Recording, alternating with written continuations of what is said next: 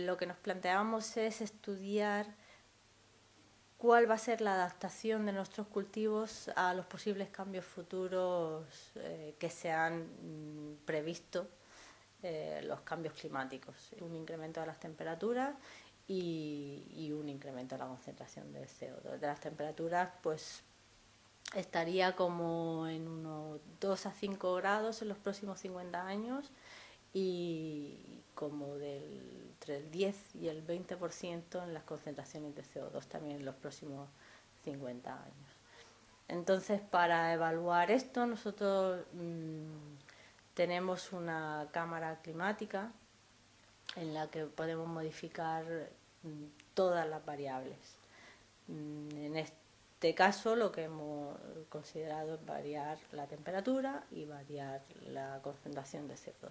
La concentración de CO2 sí que la mantenemos constante. Si se predice un clima desértico, semidesértico, incluso se van a diferenciar más las temperaturas del día y de la noche. Entonces, en nuestro caso, hemos preferido mantener las temperaturas de la noche, que son 16 grados, e incrementar solamente las temperaturas del día. Pero entre 2 y 5 grados es una temperatura muy asumible por nuestros cultivos. Entonces lo que hemos hecho es incrementarla 5 y 10 grados para ver qué ocurriría.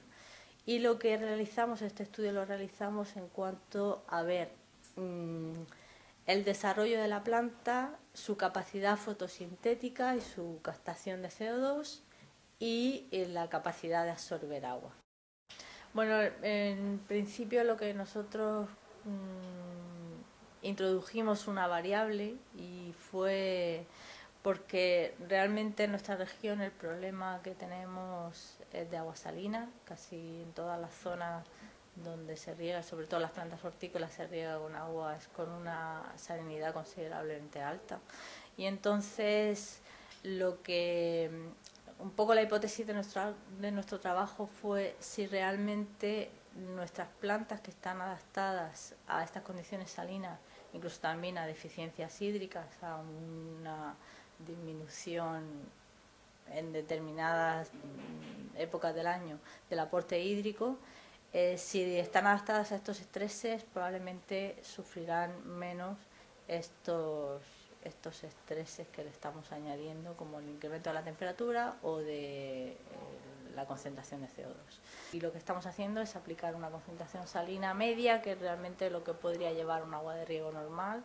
Por encima de eso es complejo, se puede regar, pero hay que determinar muy bien cuáles son los cultivos más resistentes porque disminuye bastante la producción. En primer lugar, lo que hicimos fue realizar un experimento en nuestra finca que tiene el CSIC en Santomera y lo llevamos a cabo bajo condiciones de invernadero semicontroladas. Entonces, pues pusimos casi todas las hortícolas: tomate, pimiento, lechuga, brócoli, sandía y melón. Y este estudio lo realizamos para ver, bueno, hicimos una comparativa de riego con aguas control, con aguas normales, y riego con aguas salinas. Y lo que queríamos un poco ver cuál de estos cultivos era más resistente a la salinidad, comparativamente en las mismas condiciones, para luego elegir ese cultivo y hacer los experimentos en cámara ya más controlados con incrementos de CO2 y de temperatura. Y realmente casi todos están bastante bien adaptados a la salinidad, pero uno de los que mejores resultados dio fue el cultivo del brócoli. Y como además es un cultivo que nosotros tenemos mucha experiencia con él, que llevamos trabajando pues como unos 10 años con el brócoli, lo tenemos muy bien caracterizado fisiológicamente, pues nos era muy cómodo realizar los siguientes estudios con brócoli. Y entonces vinimos aquí a nuestra cámara de cultivo climática, realizamos primero un experimento con temperatura, un experimento que tenemos ya publicado. Incrementamos la temperatura a 5 y 10 grados y vimos cómo respondía la planta a la hora de su absorción de agua, transporte de agua y evaporación, y a la vez cómo captaba el CO2 y cómo era realmente cómo era su fotosíntesis. Y lo que observamos que realmente en condiciones control sí parecía que al principio incrementaba mucho sus necesidades hídricas, pero luego se estabilizaba. Era realmente respondía bastante bien a este estrés de incremento de temperatura. Y en condiciones salinas respondía mejor. Era como si ese aumento de la temperatura fuera beneficioso para una planta que estuviera en condiciones salinas, cuando su aporte hídrico es suficiente. O sea, si además de crecer en condiciones salinas tiene una disminución del aporte hídrico, entonces ya las condiciones cambiarían. Pero si el aporte hídrico es suficiente, la planta tiene suficiente agua como para absorber toda la que necesita, un poco de salinidad y un aumento de temperatura beneficia a la hora de su desarrollo. Y bueno, después estamos realizando, de hecho, los experimentos con incremento de CO2. Entonces, pues bueno, nos llevó un poco de tiempo poner a punto la cámara, porque una de las cosas que nos sorprendía al principio, nosotros habíamos visto en la bibliografía que las condiciones atmosféricas de concentración de CO2 son de 350 a 400 ppm de CO2. Y cuando empezamos a medir aquí, pues teníamos alrededor de 500, 600.